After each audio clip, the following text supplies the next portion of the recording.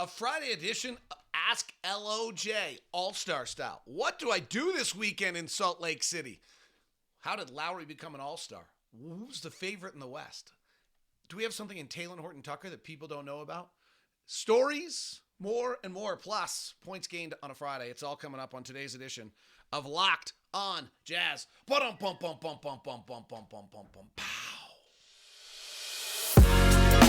You are Locked on Jazz, your daily podcast on the Utah Jazz. Part of the Locked on Podcast Network, your team every day.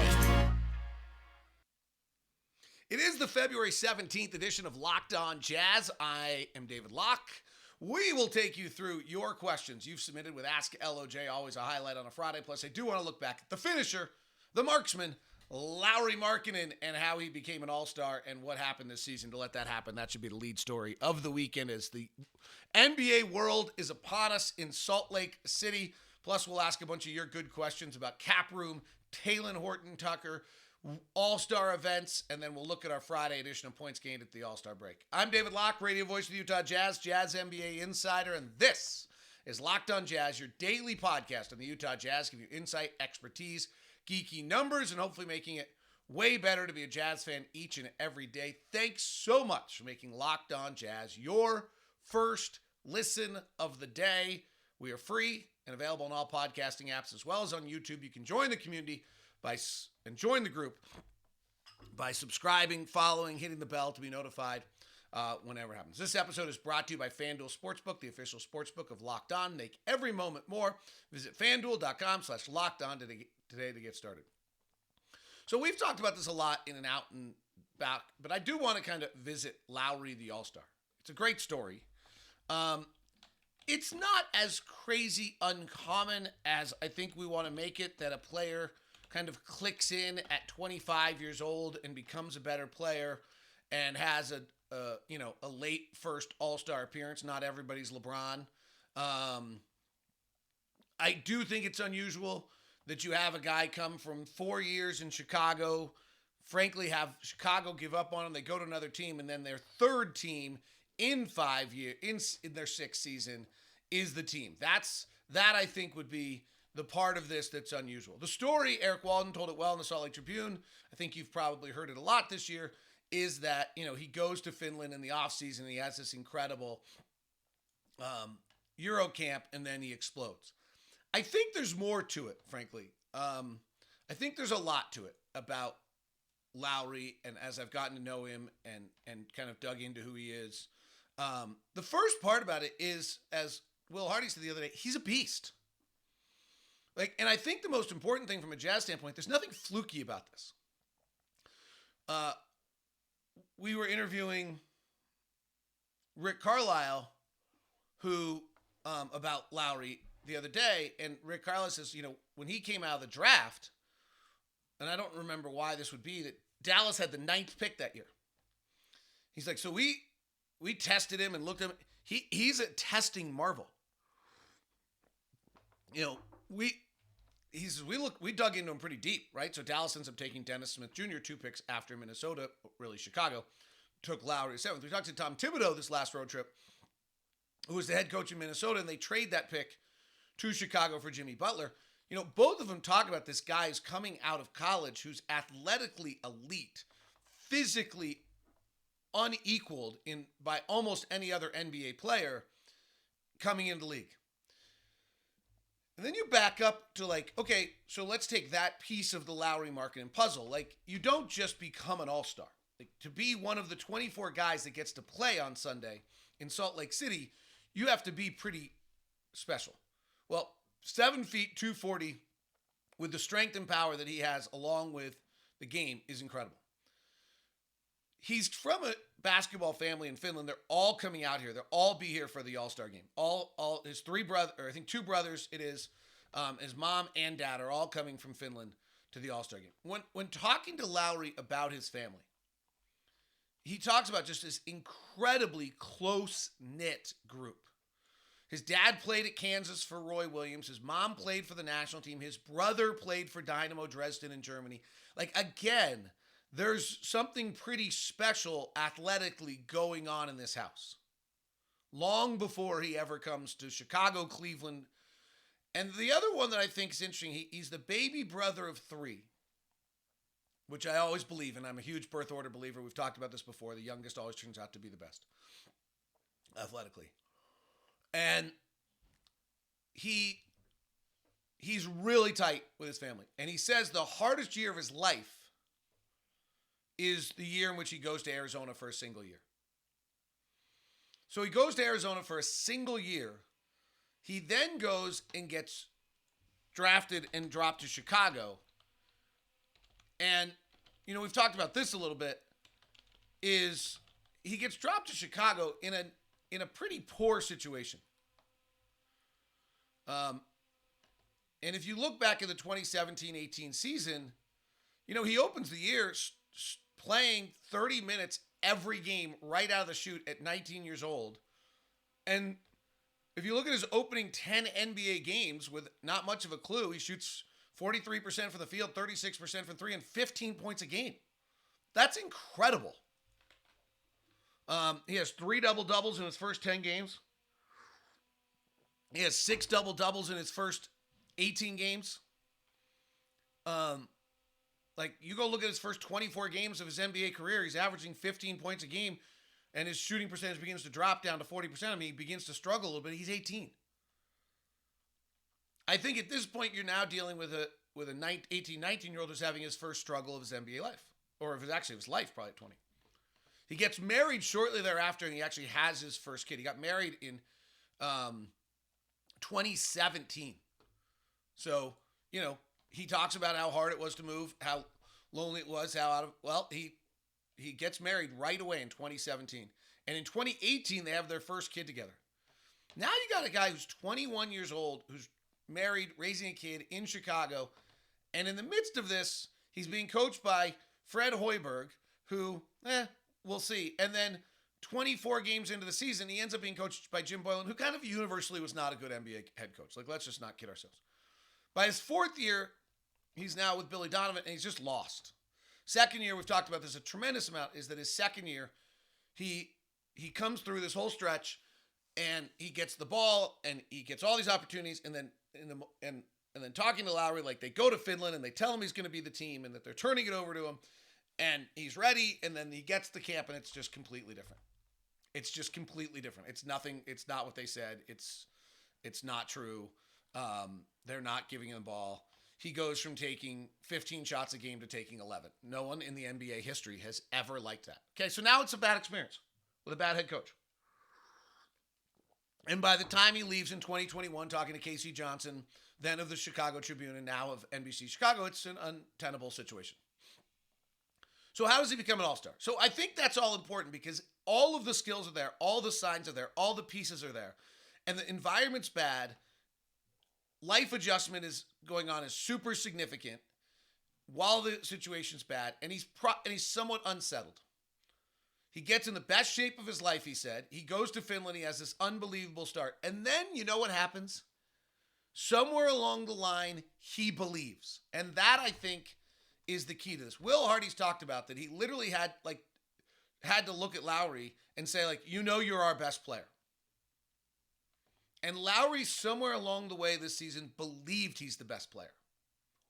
And, you know, did it happen in the 3rd game of the year when he dropped 31? No, because he's done that a bunch of times.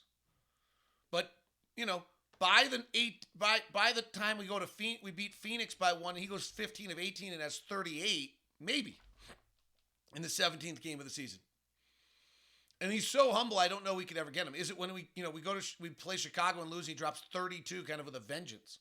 We had 38 against Detroit in a pretty awesome performance. Somewhere along the way here, and I've heard from the players that there's like a meeting where like the players literally look at Lauri and Will looks at him as like, oh, like Jordan has talked about it. Jordan's talking about like, oh, I saw him, like knew he was our best player. Like Colin Sexton's talked about in the Eric Walden piece, like, oh, I knew.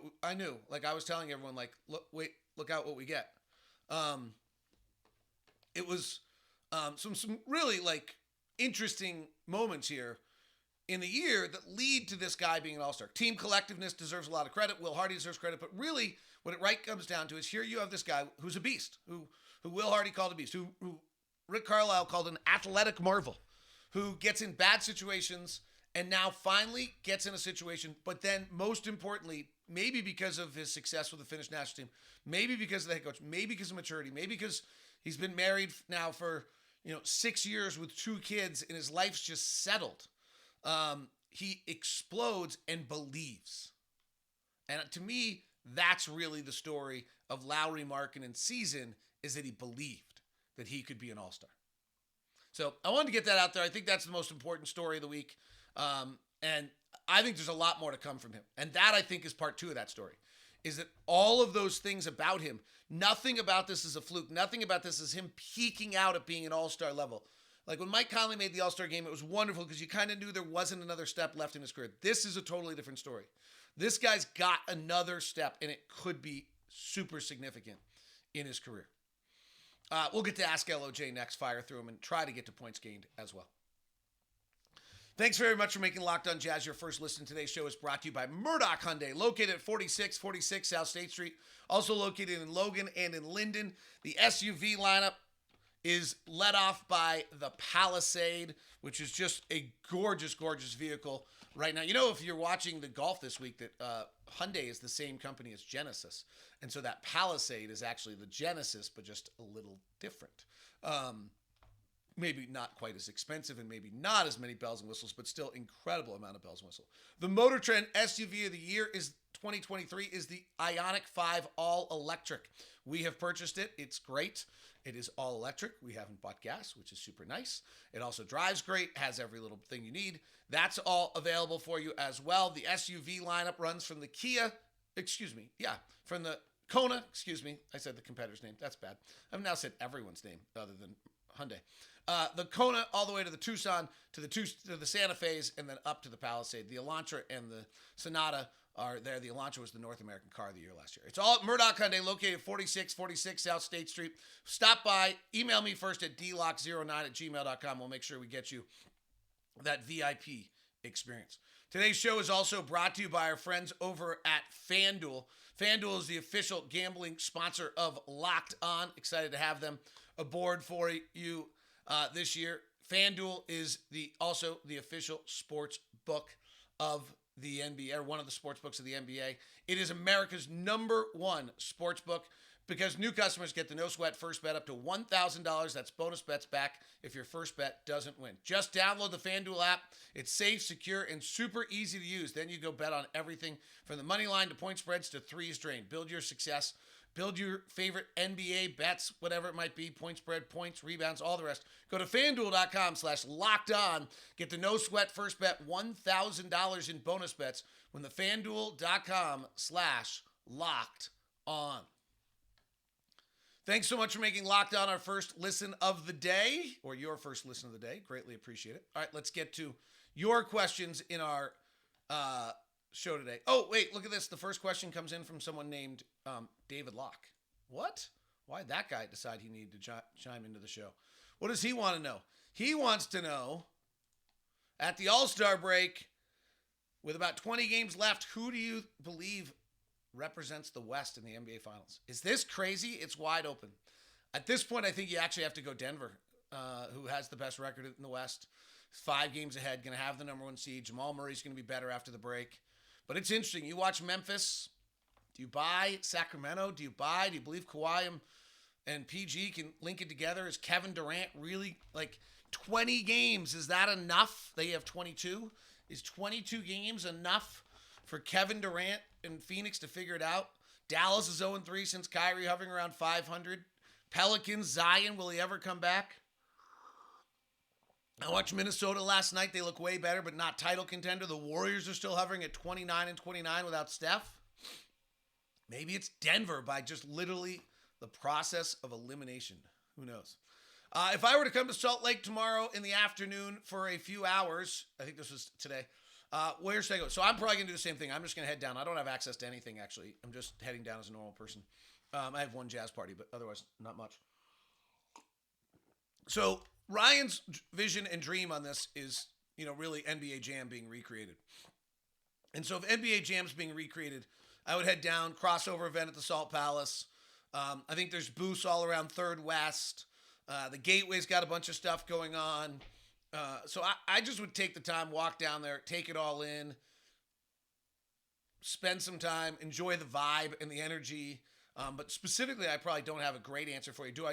That whole NBA Jam Salt Palace is what Ryan's vision and most important thing was. So I think that's it. Obviously, the events that are going on at the arena are hard to get into and expensive. And he wanted to make sure that it was a viable choice for people, even if they didn't have a lot of money to spend. Is this a good offseason to have cap room in for the Jazz? Is it more likely the Jazz take a bad contract or sign someone? So I think any offseason is a good offseason to have cap room in the NBA because the league is so fluid and you never know what's going to happen in 6 months and who's the next person to opt out, and it gives you such flexibility to get involved. In regards to free agency, the way you've asked it, I'm just also not sure that any offseason is a good free agent offseason for us. Like, we're not a free agent destination. There aren't very many free agent destinations. So I don't think we'll be a place where people sign, but the cap space allows us to have great flexibility on what kind of trades we make. It allows us to get involved in a bunch of things. And if there is a player that, we really like and think fits well that would be like just above the mid-level, we can go get that player. But the problem with the max contract and the big deals is that, you're now asking the player to come to Utah instead of Miami, wherever, for the exact same amount of money. If we wanted to make it so that, cap space really mattered, you get rid of the max contract, then you could just pay more than everyone else.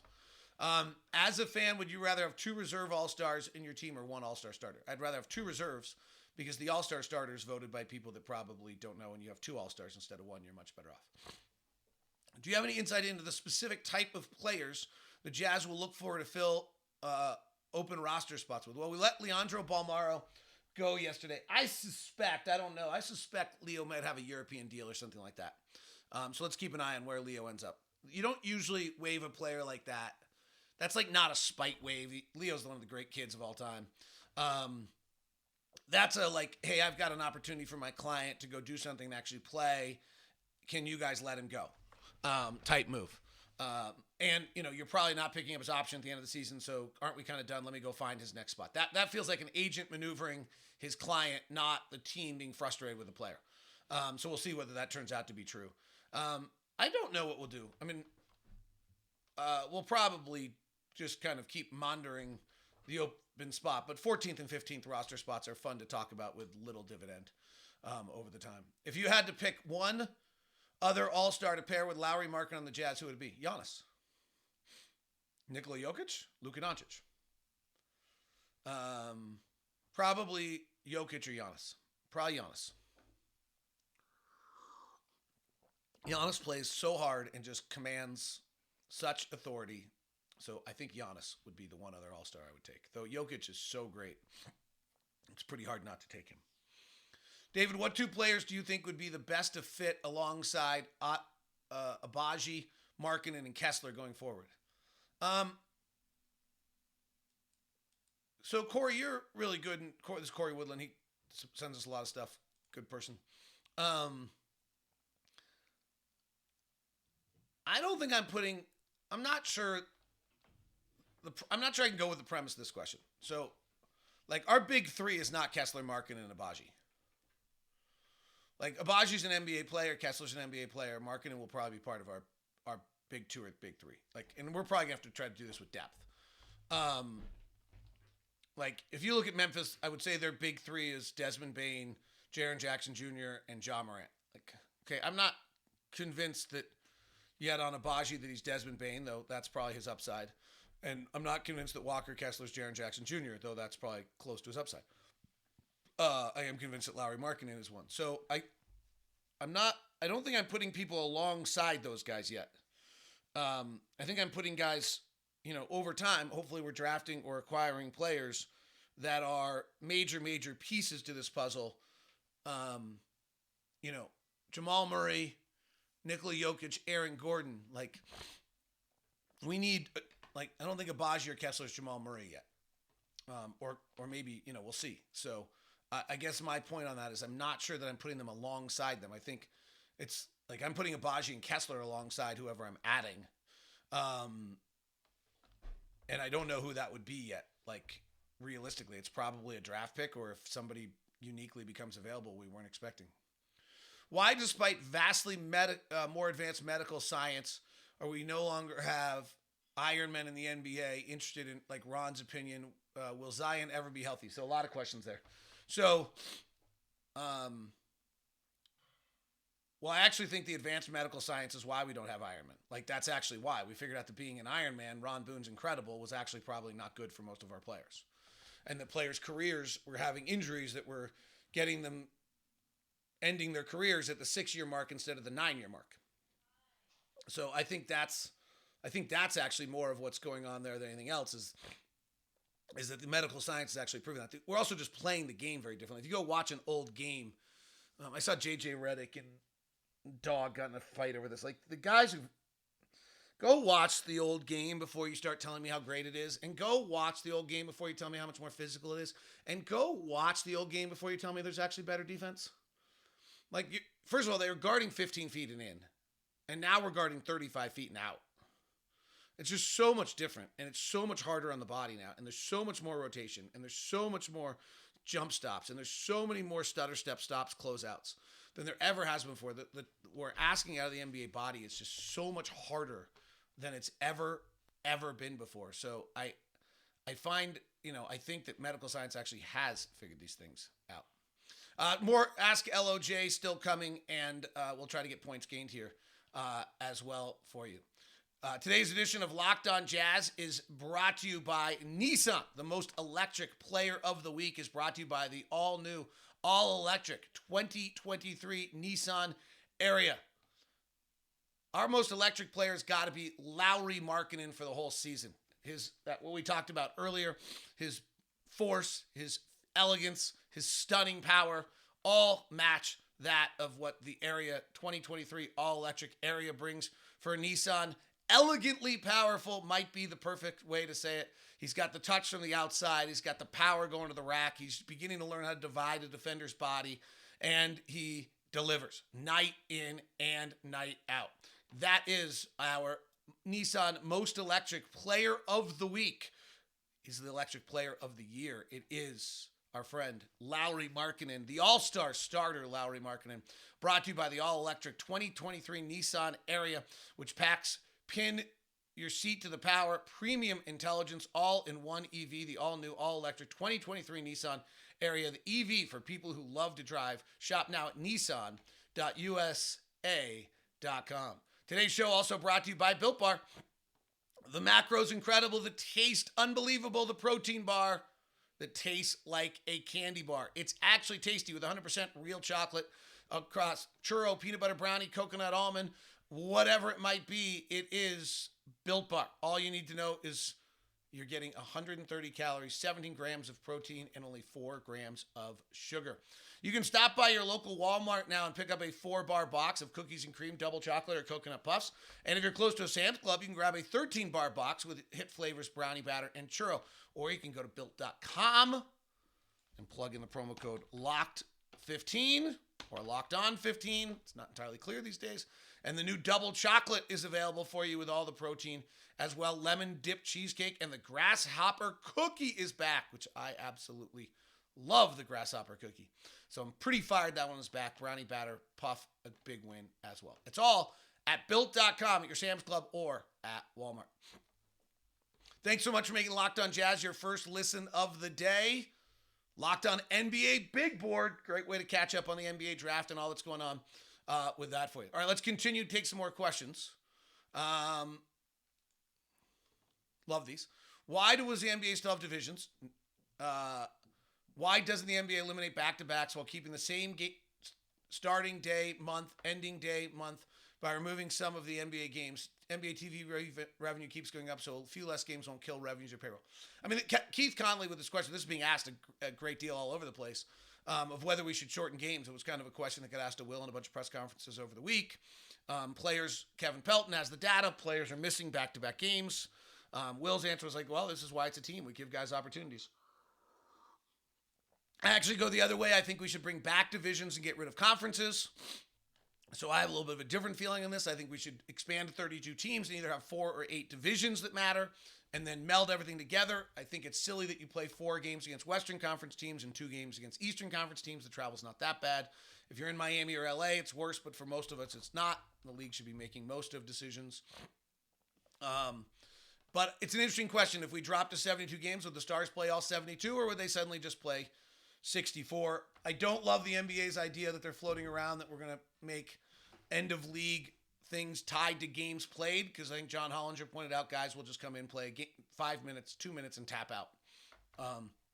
The other thing I think is a big misnomer on all this is that it's the players that want to sit out, frankly, more often than not. It's the teams that want the players to sit out because they're worried about their investment, not the player. I think that's it. How many players have been traded to Utah and been named All-Stars their first season with the franchise? It's a great question. I think it's 2 right now. I can't think of anyone else other than Mike Conley and Lauri Markkanen, but that's an incredible testament to the Jazz and maybe the environment and why players play well here. Ryan Smith talks about he wants the players' best times to be here. It's an interesting concept.